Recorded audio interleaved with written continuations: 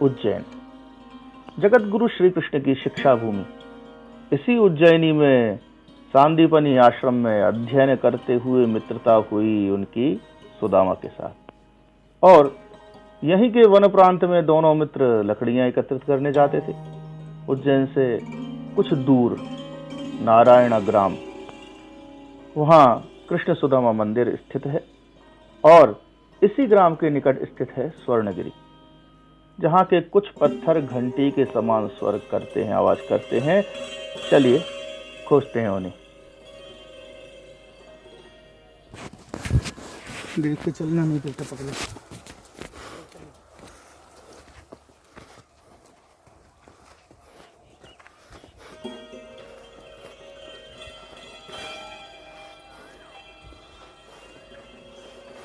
हमारे साथ हैं हमारे विद्यार्थी विवेक गर्ग जी, जो हमारा मार्गदर्शन कर रहे हैं।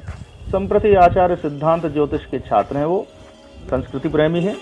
और साथ ही हैं हमारे एक और छात्र हर्षवर्धन शर्मा, सिद्धांत ज्योतिष के पूर्व छात्र हैं और वर्तमान में एमए वास्तु के छात्र हैं। तो आज हर्ष की उपस्थिति में वास्तु प्रायोगिक कर ही लेते हैं।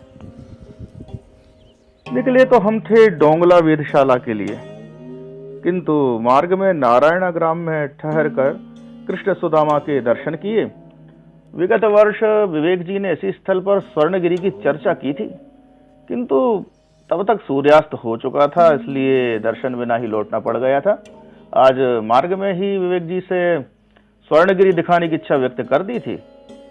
स्वर्णगिरी नाम पर विवेक जी ने बताया कि मान्यतानुसार वर्ष में किसी एक दिन यह पर्वत स्वर्णाभ दिखने लगता है, स्वर्णिम दिखने लगता है, पर कब होता है वह स्पष्ट नहीं।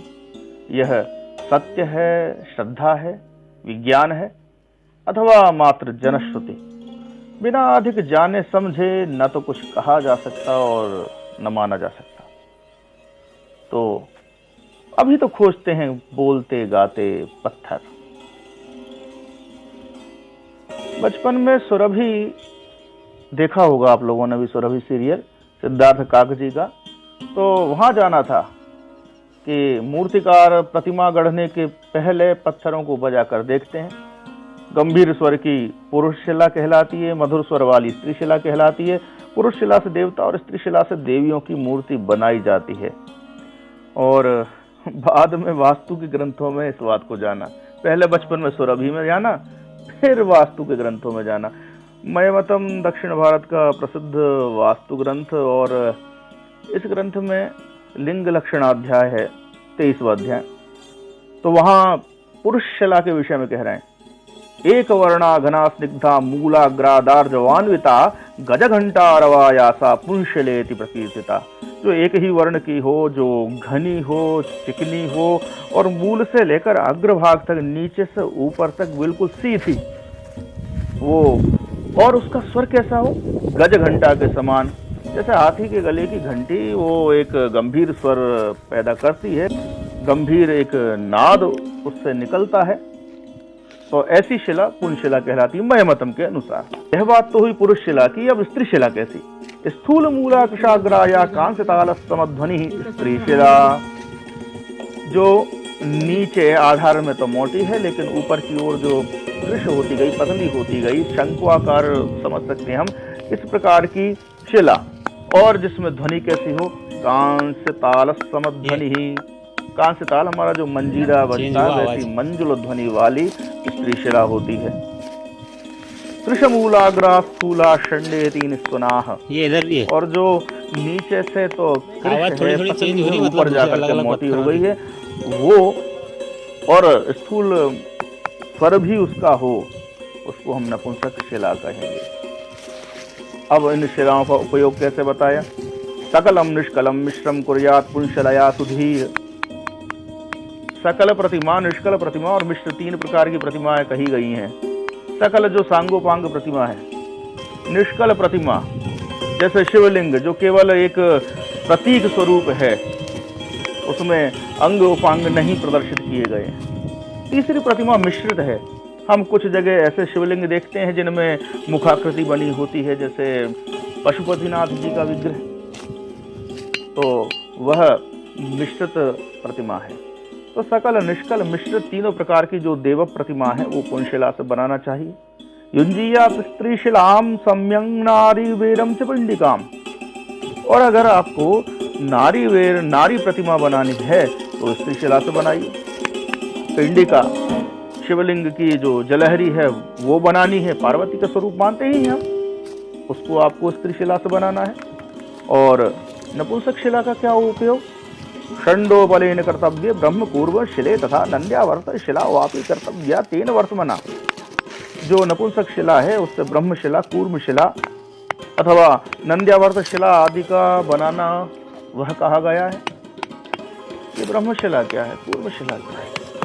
हम जब शिलान्यास करते हैं उस समय जो गर्भगृह है, जिस स्थान पर हमारे देवता की स्थापना होनी है, वहां भूगर्भ में जो शिला हम निवेशित करते हैं उस पर कूर्म चिन्ह बना होता है, वो कूर्म शिला कहलाती है। कूर्म शिला के ऊपर ब्रह्म शिला होती है और फिर ऊपर हमारा विग्रह होता है। तो इस प्रकार से अन्य जो शिला हैं प्रतिमा के सहयोग की, उनमें नपुंसक शिला का प्रयोग किया जा सकता है। तो विस्तार से हमें अगर शिलाओं के गुणधर्मों को जानना है तो हम देख रहे हैं पुरुष स्त्री नपुंसक में ही केवल ध्वनि ही अकेली नहीं है, अन्य भी और उनके गुण होते हैं, पहचान होती है। लेकिन हमको केवल भैया घंटी ही सुननी थी, तो उससे एक हमने अनुमान यहाँ पर लगाने की कोशिश की, और वो बचपन का सुरभि में सीखा हुआ एक बाल्यकाल का ज्ञान। और विस्तार से अगर शिलाओं के गुणधर्म को जानना है, हमारे वास्तु के ग्रंथ यही मय मतम केवल पुरुष स्त्री नपुंसक की बात नहीं करती, वो कौन सी बाल्यावस्था की शिला है, कौन सी शिला युवा है, कौन सी वृद्धा कही गई है, कौन सी शिला गर्भिणी कहलाती है, इतने प्रकार से शिलाओं का वर्णन किया गया है।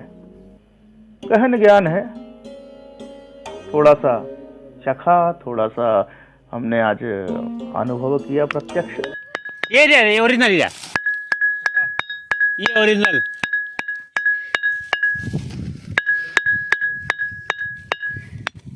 पढ़ने वाले तो सब है कि मट्टी में दबे हैं, हाँ इसलिए ये देखिए सर, जो अथवा है थोड़ा सा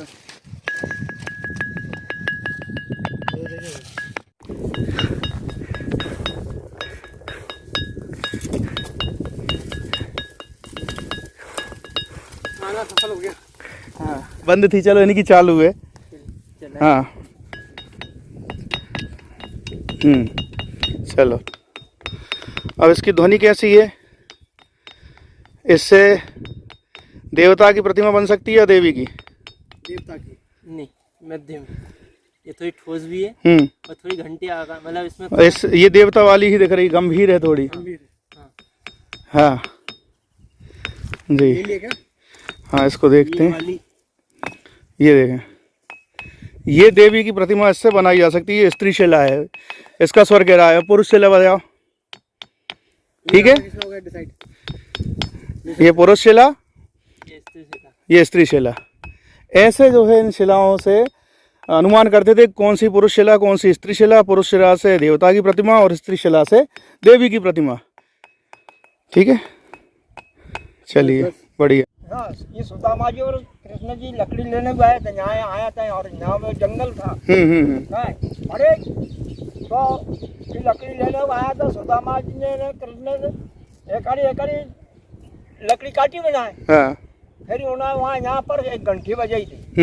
इसने किया था कि मैंने ये घंटी बजाता हूँ, यहाँ पर अपन ने आ जाना। तो वहाँ सुदामा जी ने लकड़ी काटी, काटी ली तो ये ने फिर वहाँ घंटी बजे थे, तो सुदामा जी वहाँ पर गए तो वहाँ से लकड़ी लेकर वहाँ नारायण मंदिर में खड़ी गई। वाह, नाम और बता, दोबारा बता दें दादा। हमारा नाम लालजी जमार। बहुत बहुत धन्यवाद दादा, अच्छी जानकारी दी आपने। हाँ जी, एक चीज और बताइए कि ये सोने जैसे चमकती है क्या? सोने है कि चमकती है, हमने देखी बाबूजी, आपने सुना है बस। तो वो सोना कैसे बन गया था? सोना कैसे बन गया था? तो भगवान जाने, वही समाज को वहाँ ले गया था। जो वो जो हाथी है ब्राह्मण, बड़ी बड़ी सुदामा धाम, ये बल्दा दिन भर में एक दान सोना का बनते हैं काय तो वो वही सुनियो तो वही कीधु कि बामण मां मुझ झूठा है नारायण अपन तो नारायण द्वार तो वो नारायण आया था और पत्थर ले गया था 200 ग्राम ले जाओ वन टाइम में वो जो प्रश्न आयो कि कृष्ण सुदामा क्या दोनों का पर्वत है वो सोने के बनते हैं चल अपन ना मुँह चाट निकले रहे जो करीब जोड़ा में फेंके सुनना बने ये धन है दरबार वो तो मालिक की कुदरत है अपने काई कर पाए ना अपने काई जान बड़ी दुआरी खाम वाह सुदामा जाए वहाँ जाइए दालीदार सुदामा नु काटी क्या और चने यहाँ खाया था इस कुंड के स्वर्णगिरी के विषय में कुछ बात जो हमने यहाँ दादा से सुनी। एक तो पत्थर बजते हैं क्यों बजते हैं, तो उन्होंने कहा कि भगवान कृष्ण ने कहा था कि भाई यहाँ मैं घंटी की आवाज़ बजाऊं, जिस जगह सब घंटी बजाऊं वहाँ आ जाना मेरी आवाज़ सुन के। तो ये पत्थर घंटी की तरह बज रहे हैं। एक यह जनश्रुति। दूसरी जनश्रुति उन्होंने बताई पर्वत के स्वर्णिम होने को लेकर कि एक कथाकार ने कहा कि यहाँ का पर्वत स्वर्ण में बदलता है कभी, लेकिन उसकी बात पर विश्वास नहीं किया किसी सज्जन ने और उनने यहाँ का पत्थर उठा लिया, उठाकर गए और बाद में पता चला कि वो टुकड़ा स्वर्ण का निकला। श्रद्धावनत हुए। तो यह कथा हमें दादा सर सुनने मिली उनकी अपनी मालवी बोली में। आस्था का विषय है, सम्मान करना चाहिए। और स्वर्णगिरी स्वर्ण सा कब चमकता है, भगवत कृपा रही तो कभी इस रहस्य को भी शायद जान पाए। तब तक के लिए चलिए